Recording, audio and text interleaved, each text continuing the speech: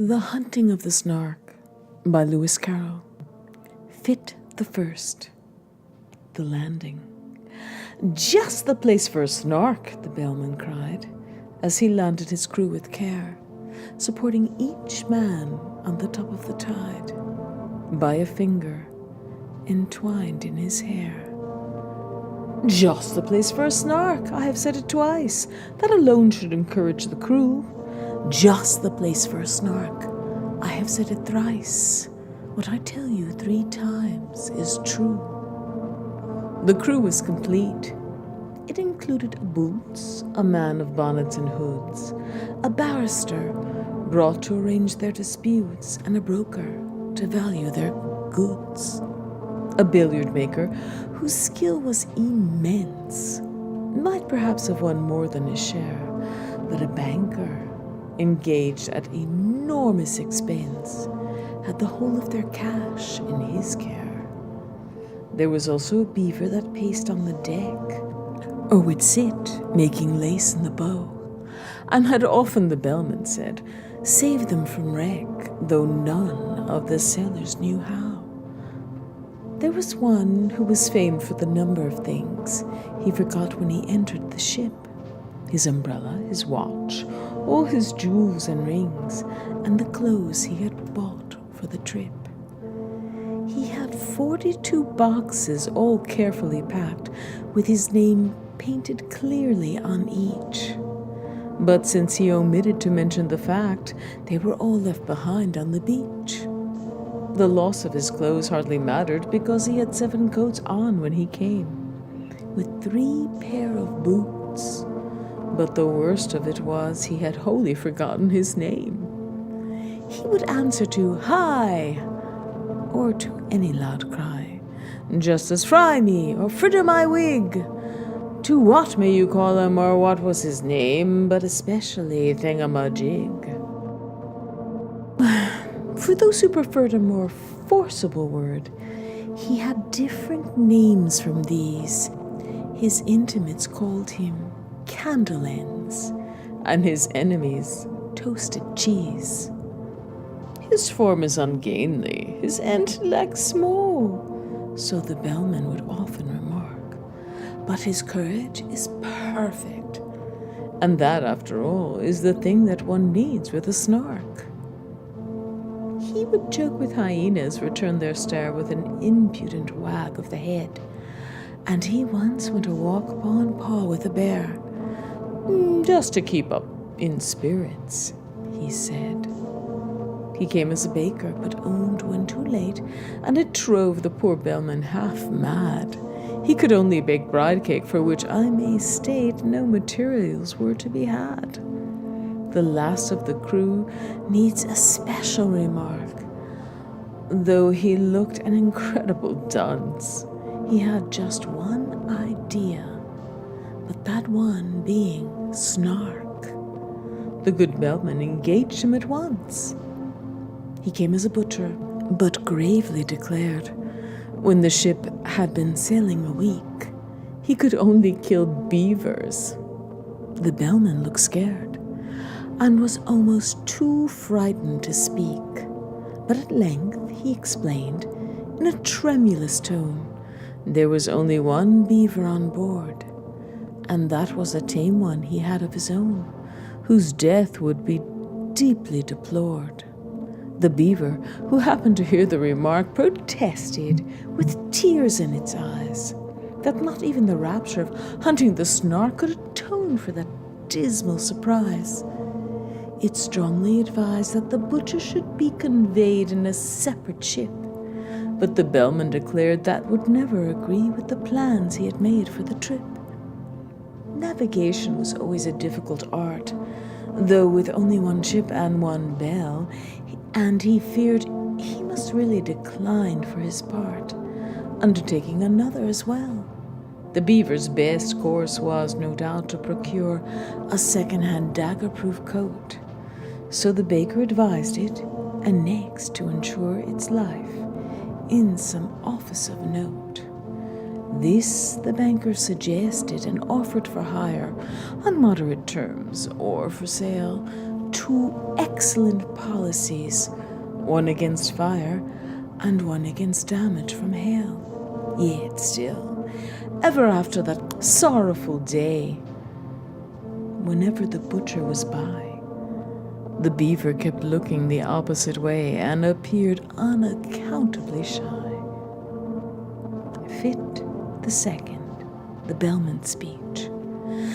The bellman himself they all praised to the skies, such a carriage, such ease and such grace, such solemnity too, one could see he was wise the moment one looked in his face. He had bought a large map representing the sea without the least vestige of land, and the crew were much pleased when they found it to be a map they could all understand. What's the good of Mercatus, North Poles and Equators, tropics, zones, and meridians, lines? So the bellman would cry, and the crew would reply, they are merely conventional signs. Other maps are such shapes with their islands and capes that we've got our brave captain to thank. So the crew would protest that he bought us the best, a perfect and absolute blank. This was charming, no doubt, but they shortly found out that the captain they trusted so well had only one notion for crossing the ocean, and that was to tingle his bell. He was thoughtful and grave, but the orders he gave were enough to bewilder a crew when he cried, steer to starboard, but keep her head larboard. What on earth was the helmsman to do? Then the bowsprit got mixed with the rudder sometimes, a thing, as the bellman remarked, that frequently happens in tropical climes, when a vessel is, so to speak, snarked. But the principal failing occurred in the sailing, and the bellman, perplexed and distressed, said he had hoped at least, when the wind blew due east, that the ship would not travel due west. But the danger was past. They had landed at last with their boxes, portmanteaus, and bags. Yet, at first sight, the crew were not pleased with the view, which consisted of chasms and crags. The bellman perceived that their spirits were low, and repeated in a musical tone some jokes he had kept for a season of woe. But the crew would do nothing but groan. He served out some grog with a liberal hand, and bade them sit down on the beach, and they could not but own that their captain looked grand as he stood and delivered his speech. Friends, Romans, and countrymen, lend me your ears.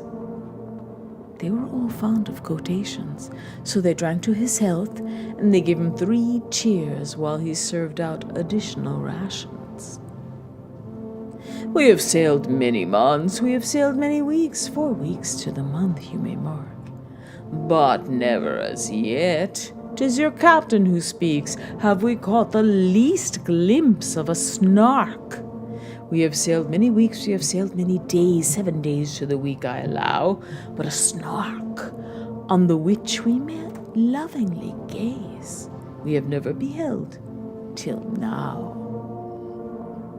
Come, listen, my men, while I tell you again the 5 unmistakable marks by which you may know wherever you go the warranted genuine Snarks.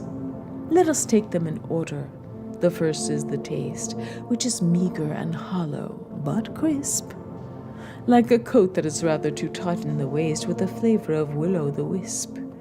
Its habit of getting up late, you'll agree that it carries too far when I say that it frequently breakfasts at 5 o'clock tea and dines on the following day. The third is its slowness in taking a jest. Should you happen to venture on one, it will sigh like a thing that is deeply distressed, and it always looks grave at a pun. The fourth is its fondness for bathing machines, which it constantly carries about, and believes that they add to the beauty of scenes, a sentiment open to doubt. The fifth is ambition, It next will be right to describe each particular batch, distinguishing those that have feathers and bite from those that have whiskers and scratch. For although common snarks do no manner of harm, yet I feel it is my duty to say some are boojums. The bellman broke off in alarm, for the baker had fainted away. Ch3 The Bakers Tale. They roused him with muffins, they roused him with ice, they roused him with mustard and cress, they roused him with jam and judicious advice, they set him conundrums to guess. When at length he sat up and was able to speak his sad story, he offered to tell, and the bellman cried, "Silence, not even a shriek," and excitedly tingled his bell. There was silence supreme, not a shriek, not a scream, scarcely even a howl or a groan, as the men they called "Ho!" told his story of woe in an antediluvian tone.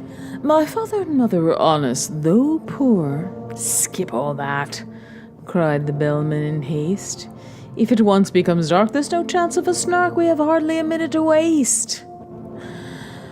I skip 40 years, said the baker in tears, and proceed without further remark to the day when you took me aboard of your ship to help you in hunting the Snark. A dear uncle of mine, after whom I was named, remarked when I bade him farewell, "Oh, skip your dear uncle," the bellman exclaimed, as he angrily tingled his bell. He remarked to me then, said that mildest of men, "If your snark be your snark, that is right. Fetch it home by all means. You may serve it with greens, and it's handy for striking a light. You may seek it with thimbles and seek it with care. You may hunt it with forks and hope. You may threaten its life with a railway share. You may charm it with smiles and soap."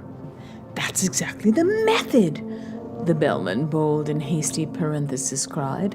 "That's exactly the way I've always been told that the capture of Snark should be tried. But, oh, beamish nephew, beware of the day if your Snark be a boodrum, for then you will softly and suddenly vanish away and never be met with again. It is this that oppresses my soul when I think of my uncle's last words, and my heart is nothing so much as a bowl brimming over with quivering curds. It is this. "We have heard this before," the bellman indignantly said, and the baker replied, "Let me say it once more. It is this that I dread. I engage with the Snark every night after dark in a dreamy, delirious fight. I serve it with greens in those shadowy scenes, and I use it for striking a light. But if ever I meet with a boojum that day in a moment of this, I am sure I shall softly and suddenly vanish away, and the notion I cannot endure." Ch4 The Hunting. The bellman looked offish and wrinkled his brow. "If only you'd spoken before. It's excessively awkward to mention it now, with the Snark, so to speak, at the door. We should all of us grieve, as you well may believe, if you never were met with again. But surely, my man, when the voyage began, you might have suggested it then. It's excessively awkward to mention it now, as I think I've already remarked." And the men they called "Hi!" replied with a sigh, "I informed you the day we embarked. You may charge me with murder or want of sense. We are all of us weak at times, but the slightest approach to a false pretense was never among my crimes. I said it in Hebrew, I said it in Dutch, I said it in German and Greek, but I wholly forgot, and it vexes me much, that English is what you speak." "'Tis a pitiful tale," said the bellman, whose face had grown longer at every word. But now that you've stated the whole of your case, more debate would simply be absurd. The rest of my speech, he explained to his men, you shall hear when I've leisure to speak it.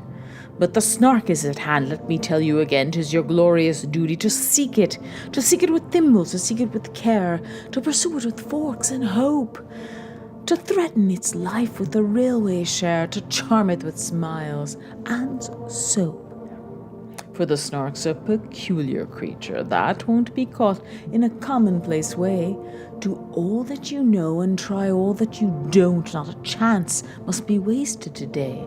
For England expects, I forbear to proceed. 'Tis a maxim tremendous but trite, and you'd best be unpacking the things that you need to rig yourselves out for the fight. Then the banker endorsed a blank check, which he crossed, and changed his loose silver for notes. The baker with care combed his whiskers and hair, and shook the dust out of his coats. The boots and the broker were sharpening a spade, each working the grindstone in turn. But the beaver went on making lace, and displayed no interest in the concern, though the barrister tried to appeal to its pride and vainly proceeded to cite a number of cases in which making laces had proved an infringement of right. The maker of bonnets ferociously planned a novel arrangement of bows, while the billiard maker with quivering hand was chalking the tip of his nose. But the butcher turned nervous and dressed himself fine, with yellow kid gloves and a ruff. Said he felt it exactly like going to dine, when the bellman declared was all stuff. Introduce me now, there's a good fellow, he said, if we happen to meet it again. And the bellman, sagaciously nodding his head, said, that must depend on the weather. The beaver went simply galumphing about, as seeing the butcher so shy, and even the baker, though stupid and stout, made an effort to wink with one eye. Be a man, said the bellman in wrath as he heard the butcher beginning to sob. Should we meet with a jujub, that desperate bird, we should need all our strength for the job. Fit the fifth, the beaver's lesson. They sought it with thimbles, they sought it with care, they pursued it with forks and hope. They threatened its life with a railway share, they charmed it with smiles and soap. Then the butcher contrived an ingenious plan for making a separate sally, and had fixed on a spot unfrequented by man, a dismal and desolate valley. But the very same plan to the beaver occurred. It had chosen the very same place. Yet, neither betrayed by a sign or a word the disgust that appeared in his face. Each thought he was thinking of nothing but Snark and the glorious work of the day, and each tried to pretend that he did not remark that the other was going that way. But the valley grew narrow and narrower still, and the evening got darker and colder, till merely from nervousness, not from goodwill, they marched along shoulder to shoulder. Then a scream, shrill and high, rent the shuddering sky, and they knew that some danger was near. The beaver turned pale to the tip of its tail, and even the butcher felt queer. He thought of his childhood, left far, far behind, that blissful and innocent state. The sound so exactly recalled to his mind a pencil that squeaks on a slate. "'Tis the voice of the Jub-Jub," he suddenly cried. "This man they used to call Dunce. As the bellman would tell you," he added with pride, "I have uttered that sentiment once. 'Tis the note of the Jub-Jub. Keep count, I entreat. You will find I have told it you twice. 'Tis the song of the Jub-Jub. The proof is complete, if only I've stated it thrice." The beaver had counted with scrupulous care, attending to every word, but it fairly lost heart and outgrave in despair when the third repetition occurred. It felt that, in spite of all possible pains, it had somehow contrived to lose count, and the only thing now was to rack its poor brains by reckoning up the amount. 2 added to 1. If that could be but done, it said, but with one's fingers and thumbs, recollecting with tears how in earlier years it had taken no pains with its sums. The thing can be done, said the butcher. I think. The thing must be done, I am sure. The thing shall be done. Bring me paper and ink, the best there is to procure. The beaver brought paper, portfolios, pens, and ink in unfailing supplies, while strange, creepy creatures came out of their dens and watched them with wondering eyes. So engrossed was the butcher he heeded them not, as he wrote with a pen in each hand and explained all the while in a popular style which the beaver could well understand. Taking 3 as the subject to reason about, a convenient number to state, we add 7 and 10, then multiply out by 1,000 diminished by 8. The result we proceed to divide, as you see, by 992. Then subtract 17, and the answer must be exactly and perfectly true. The method employed I would gladly explain while I have it so clear in my head, if I had but the time and you had but the brain, but much yet remains to be said.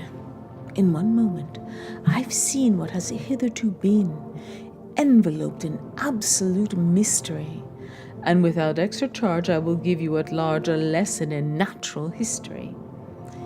In his genial way, he proceeded to say, forgetting all laws of propriety, and that giving instruction without introduction would have caused quite a thrill in society. As to temper, the Jubjub's desperate bird, since it lives in perpetual passion. Its taste costume is entirely absurd, ahead of the fashion. But it knows any friend it has met once before. It will never look at a bribe, and in charity meetings it stands at the door and collects, though it does not subscribe. Its flavor when cooked is more exquisite far than mutton or oysters or eggs. Some think it keeps best in an ivory jar, and some in mahogany kegs. You boil it in sawdust, you salt it in glue, you condense it with locusts and tape, still keeping one principal object in view, to preserve its symmetrical shape. The butcher would gladly have talked till next day, but he felt the lesson must end, and he wept with delight in attempting to say he considered the beaver his friend, while the beaver confessed with affectionate looks more eloquent even than tears, it had learned in 10 minutes far more than all books would have taught it in 70 years. They returned hand in hand, and the bellman, unmanned for a moment, with noble emotion said, "This amply repays all the wearisome days we have spent on the billowy ocean." Such friends as the beaver and butcher became have seldom, if ever, been known. In winter or summer, 'twas always the same. You could never meet either alone. And when quarrels arose, as one frequently finds quarrels will, spite of every endeavor, the song of the Jubjub recurred to their minds and cemented their friendship forever.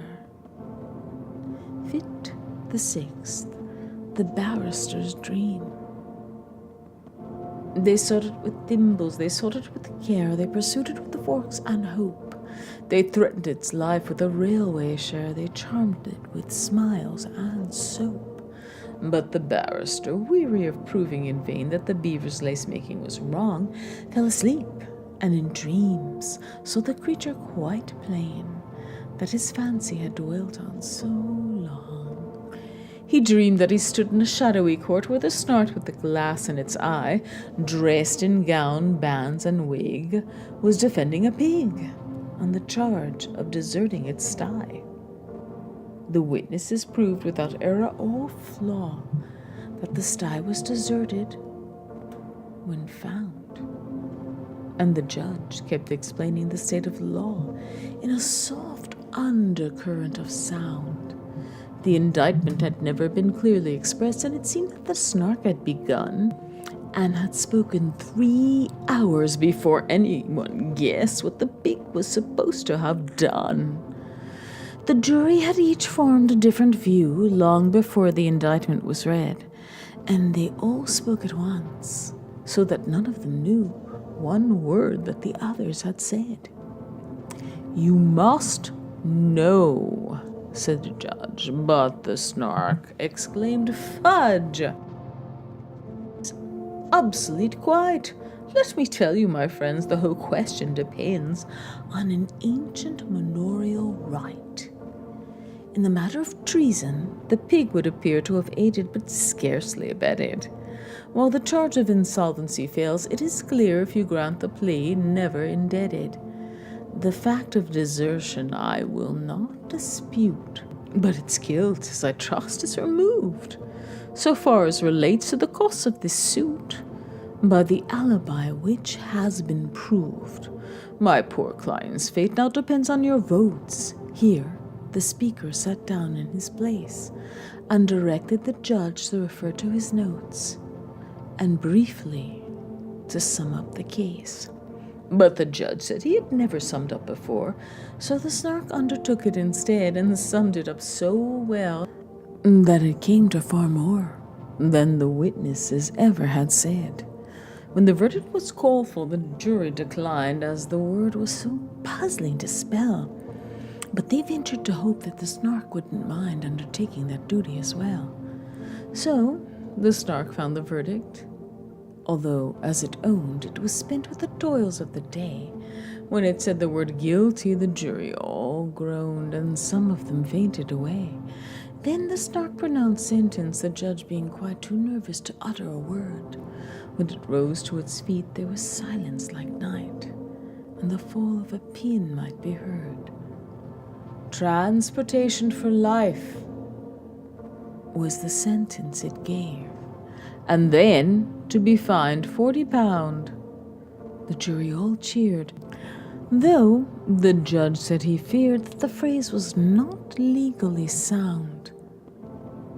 But their wild exultation was suddenly checked when the jailer informed them with tears such a sentence would not have the slightest effect, as the pig had been dead for some years.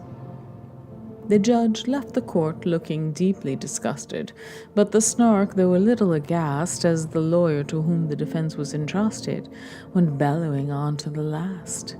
Thus the barrister dreamed, while the bellowing seemed to grow every moment more clear, till he woke to the knell of a furious bell, which the bellman rang close at his ear.